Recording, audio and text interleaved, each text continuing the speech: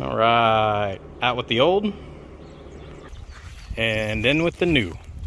So this update is going to encompass the 37 by 1250 20 Canati trail hogs and the XD grenades 20 by 9s that just got put on today. So since the last video, I think the things that I've not touched on is I did the Sumo springs, and that made a world of difference. If anyone wants to replace your factory bump stops with front Sumo springs, it is a complete change. Mine had a little bit of a hop in it after I did the lift, and it is much better now. And then back here at the back is the Husky liner wheel inserts, wheel well inserts. And so obviously did drivers and passenger. Just clean things up a lot. So this will be my second set of Canatis on my 2009 F250. I had 35s on XDs.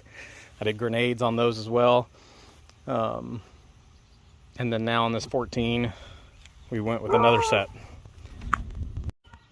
Sorry, the dog started barking. But anyway, the Husky wheel liners made a huge difference as far as just cleaning up the back. It just looked void and open.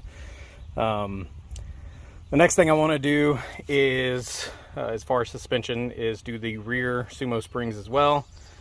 But again, for today's video, Canati Canati Trailhog AT4s, 37 by 1250 20s, and then XD grenades 20 by 9s. I'm very happy with the way this looked, how it came out. But again, Sumo springs on the front, both sides, and the Husky wheel liners.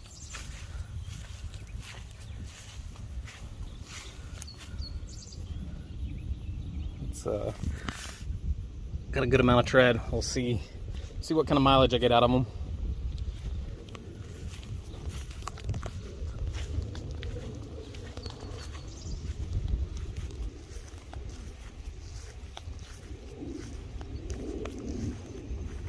All right, if you've got any questions, please ask.